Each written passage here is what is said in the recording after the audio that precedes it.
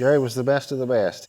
Probably one of the smoothest and safety-conscious linemen I've ever worked around. He was kind of always like a teacher type, but also like a real friend type. And I don't think there was any question that Gerry Kinney was probably as talented, if not the most talented outside employee we had here at Wayne White. I'd been with the co-op actually about 18 years, probably, just right after when my accident happened. And I was actually at the time, had probably been a foreman for 2 or 3 of those years. My wife Denise also works here. I've been here for 17 years, and I work in the records department, and I have other additional responsibilities along with the meter data management that they just implemented a few years ago. It was July 16th of 2015. It was a Thursday, and you know, I got up that day thinking it was just going to be another day. In our line of work, it was going to be an easy day. A lot of it was cleanup from a storm that we'd had maybe a week or two before. We'd put the phase up and left the neutral down because it was in private right-of-way, and we was going to have to climb a pole to get it back up on it. We went over this job probably 2 or 3 different times before we started it, and which makes it really kind of even that much more strange, I guess. I don't know how else to put it, because, and Gerry was the one that led the meeting. He would be in charge that day.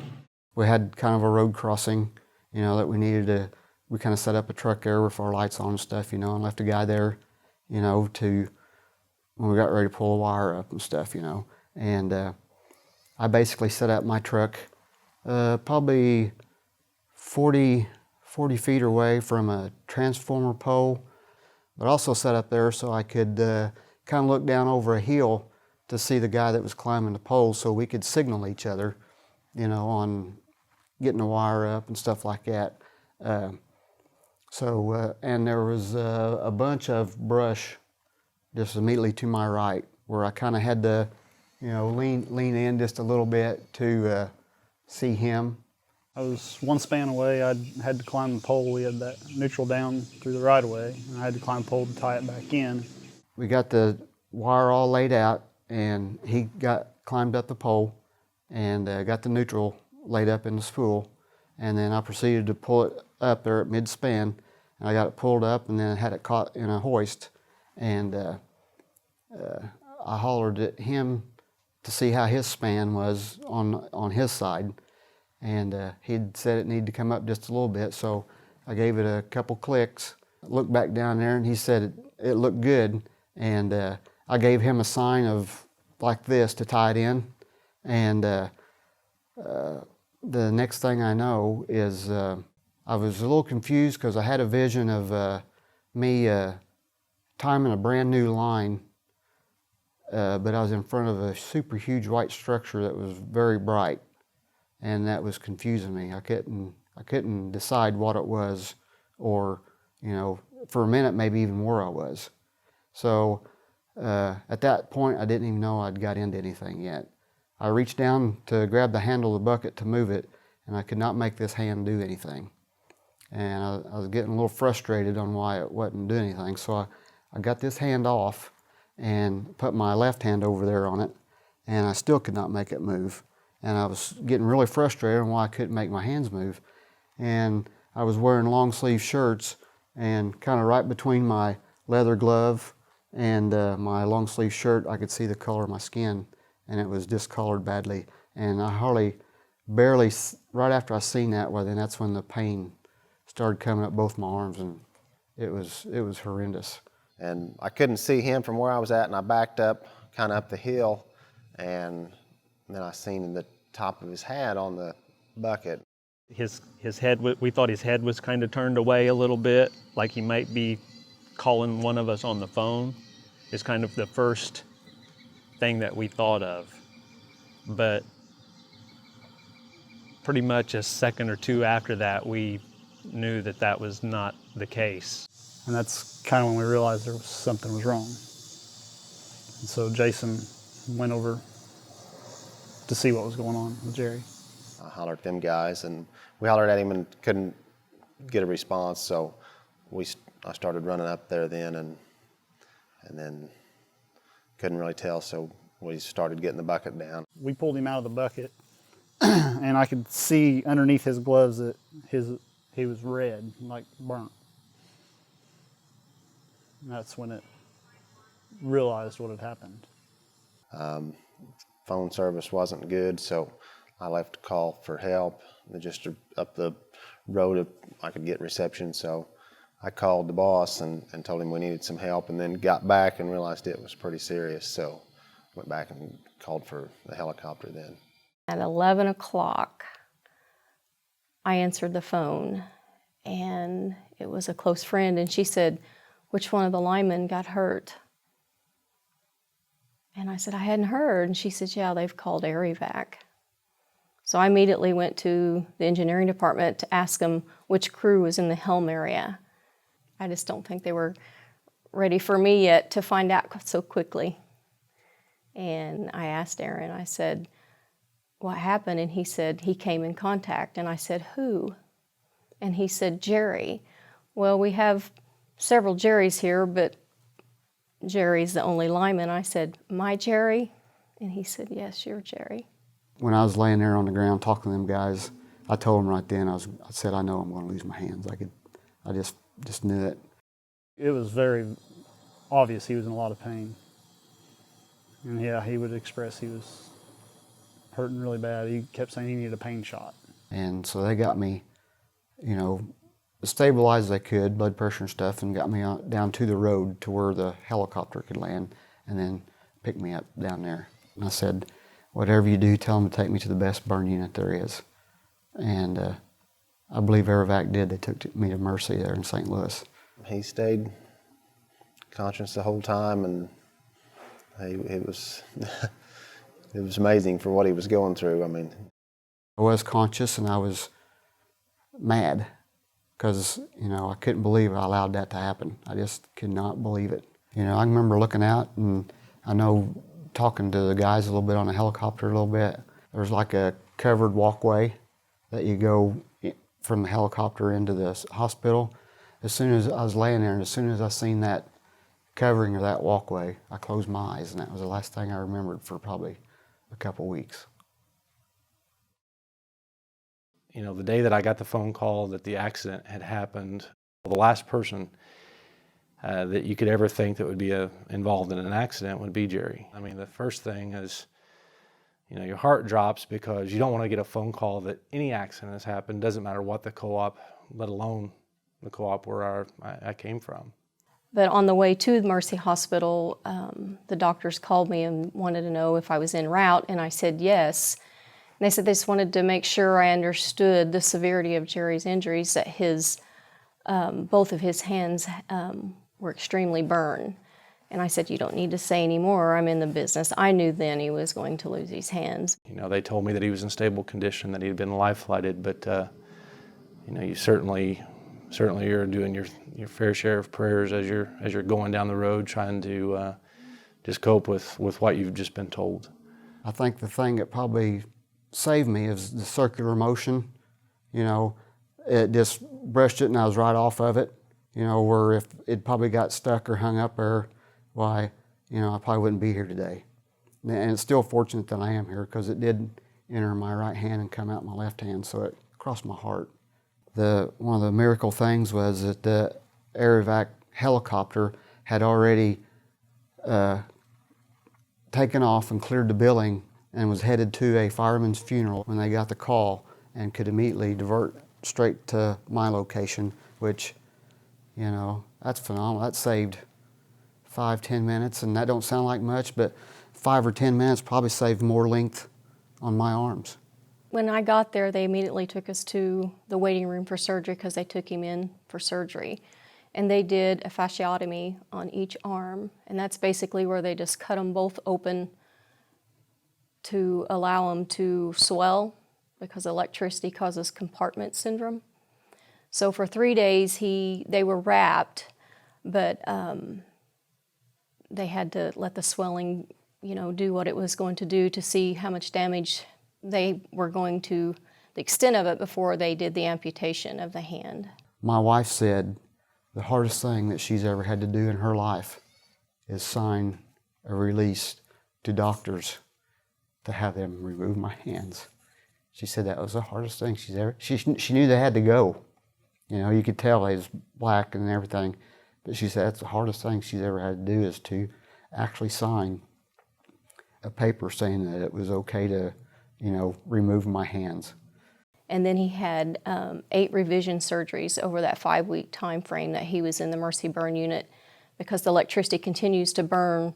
At first they thought I was probably going to lose this arm above my elbow, and they had a wound pump on it and a few surgeries, and was able to save this arm down to probably about right in there. And there was, it was probably 2 to 3 weeks after my accident.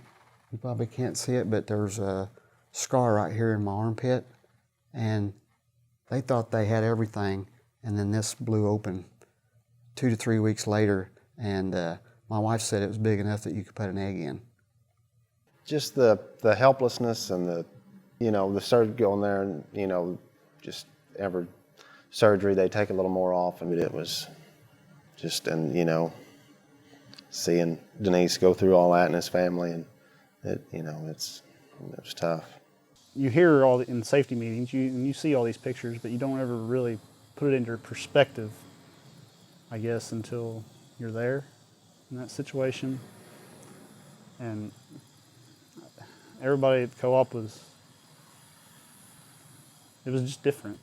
Unless you've had trauma worse, will be one of the hardest things you've ever done in your life. The mental part of it is probably just as hard or harder than the physical part of it, because it's hard to, my biggest problem was me, you know, why did I allow that accident to happen? I'll be honest, there's some days that I thought, why didn't you just take me so I wouldn't have to go through all this? So I wouldn't have to go through all the pain and the, you know, because, I mean, you can't describe to somebody the pain that you have. Upper amputees are a pretty small percentage. To be a double amputee is like, you know, just 2%, you know, real low percentage. To use myoelectrics, why they actually are using muscles in my forearm to trigger that, and my therapist knew that, and I mean, we worked them muscles, you know, so that I'd be prepared for when I put on my prosthetics. The hardest part for me when we came home was watching him struggle. Just the simplest task of trying to get something out of the refrigerator. I mean, you don't realize how precious your hands are. And Gerry is one of these people that he's going to do it or he is going to die trying, and you might as well stand back and let him go. Now they have redone my shower, and so now I can take a shower by myself. It has like sponges on the wall, you know, with a shower head on it that keeps them wet, and then the soap dispenser for them, you know, that I can use to do my back and stuff at home. And we've got all of our, she's put all the food and stuff into containers that's got a big lip on the edge of them that I can put right against the edge of a counter and pop the lid off. And to be honest, we've got our house set up so nice that most of the time when I'm at home, I'd just soon have my limbs off because I can do about everything I want to do without them. But one of the biggest things that you really take for granted is your sense of feel.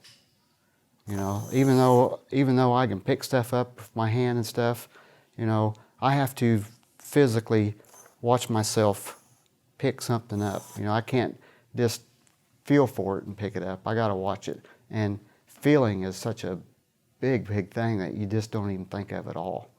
You know, even today, I still have a lot of, they call it like residual limb pain or whatever, because I still feel like my hands, I still feel each individual finger. And, you know, but then my hands are always in a state of feeling like they're being stung maybe by bees or something. You know, just constantly, that never goes away. With a tragedy of this magnitude, if you don't have support of family and friends, I don't know how people can make it through something so horrific. A really good example of how this co-op is when I made it back from the Mercy burn unit, and then I spent 2 weeks in Mercy Rehab Hospital. And when I made it back home, for 6 weeks, every night, somebody from this co-op brought out supper. For 6 weeks. Having a lot of community support, family support, church support, friends, company support. You know, that was all in many, many things that kept me motivated to be, you know, to get to where I wanted.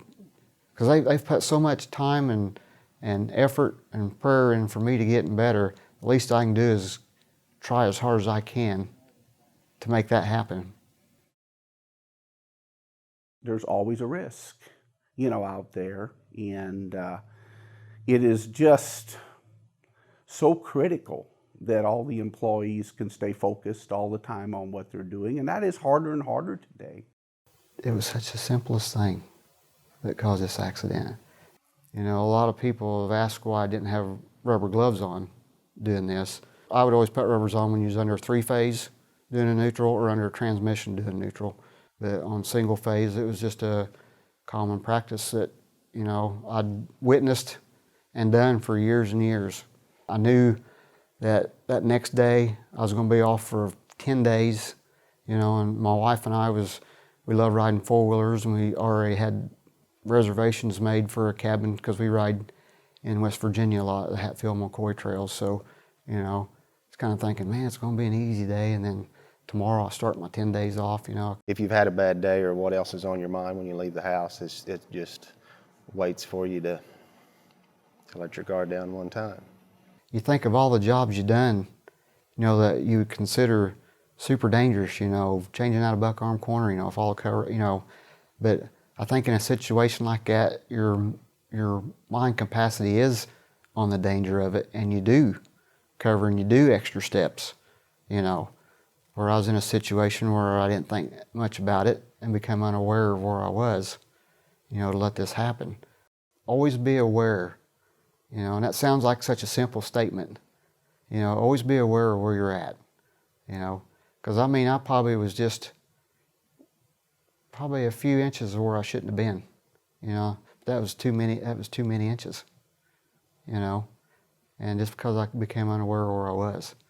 Don't ever think that yeah, I'm close, but, you know, I think I'm good. You know, don't always take the extra precaution. It's just sometimes in our nature to, let's get it done.